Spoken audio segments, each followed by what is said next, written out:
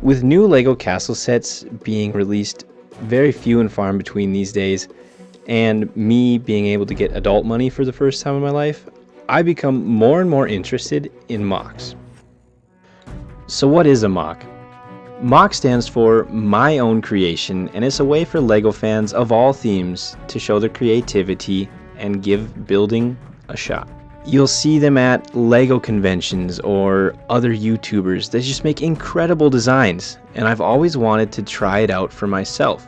The problem is that I've never really been a creative person.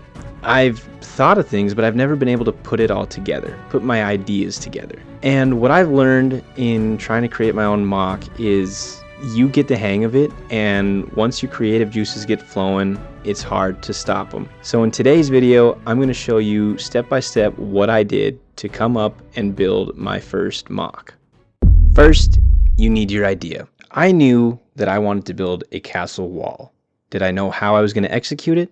No, but we'll get to that. So I wanted to build a castle wall, and I wanted it to be unique and not like all the ones you see in LEGO sets. I wanted this one to have character. And I found a website that I'm sure plenty of you know about that really helped me out. So I went to a website called Rebrickable. And this is a website where other people upload their MOCs, their instructions. You can find free ones, paid for ones. They even have giveaways. I see someone just won $100 by being in the VIP program or whatever. I'm not a part of that, but whatever floats your boat if you want to do that. It's a cool website. Not to mention it also keeps track of your own LEGO collection. If you enter your sets, it knows exactly what pieces you have to help you put together some of these MOCs. The part that I focused on was the designers that they have on there. I typed up castle wall and I looked for the first one that piqued my interest the most. And I found a design by Fantasts, a designer that has 32 MOCs. A couple of them are premium. I personally haven't done that, but I found these modular walls that he designs and I was like, that's it. That's what I want to make. The only problem is I also wanted a gate for my wall, so I can claim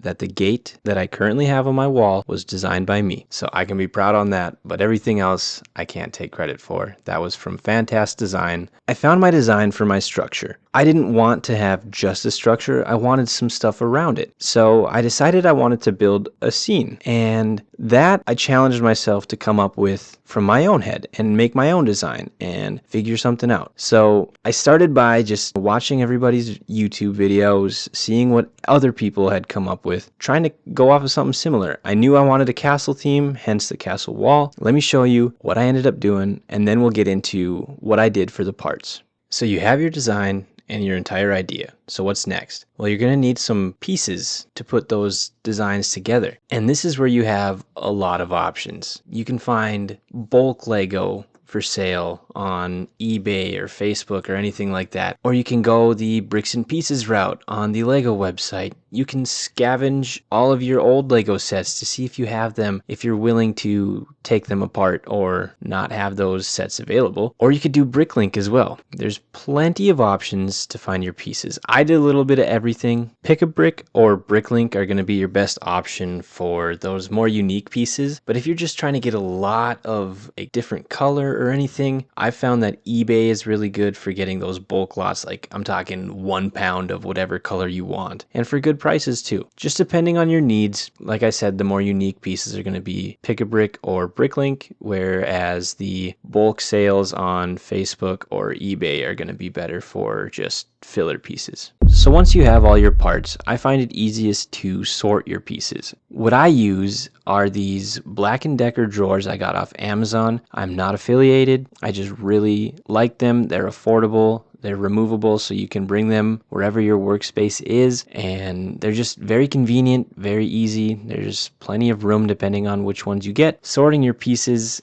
just makes it so much easier to build. Once your pieces are sorted, all that's left is to let the creative juices flow and get to building. Whether you're coming up with something off the top of your head or following another creator's design, you can always put your own creative flair on stuff. These walls, for example, from Fantast, I put my own plants on it to make vines to make it look less clean. And I think it puts a little bit more character into the walls. I like to think that the designs on sites like Rebrickable are just blank templates and you can do whatever you like to them.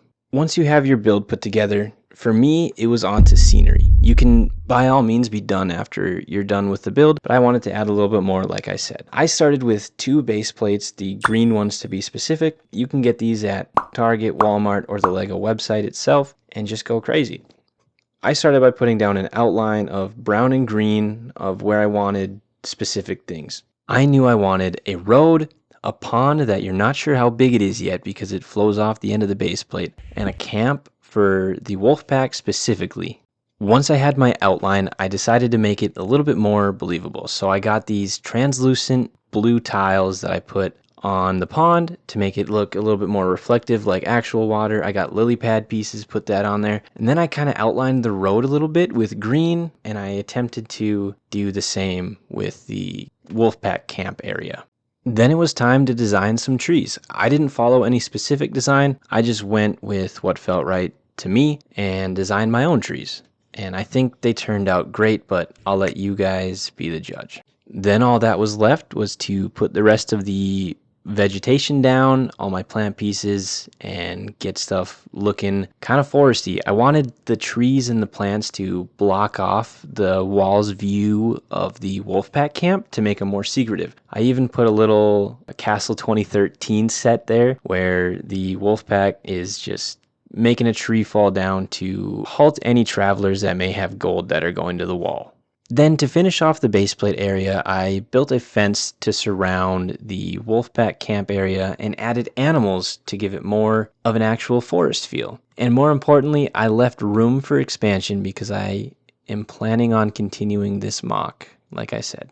Finally, I connected the wall to the base plate, and there we go. My first MOC ever created. Well, first one that I'm showing on here. I have one that if you look back far enough in my videos, you'll find, but it's really not that impressive. So I'm claiming this is my first one. But more importantly, I made this video because I wanted to show you guys if someone like me can build a MOC and make it look good, then there's no reason that you can't too. So if you want to build a MOC, just go for it. You don't have to start out big like this. Just do small ones. Try to create your own battle pack for a faction you like. Try to do anything. Just let the creative juices flow and it'll come to you. And your design will look great. I promise you. You'll figure it out. I went through plenty of trial and error to figure out that gate, even though it's a small part. But don't be discouraged. It takes time and it'll look good in the end. And that is going to do it for today's video. Thank you guys so much for watching. If you want to stick around to see any future updates to this MOC, be sure to like and subscribe to stick around. And before I go, just remember, if I can make a MOC, you can too. Just go for it.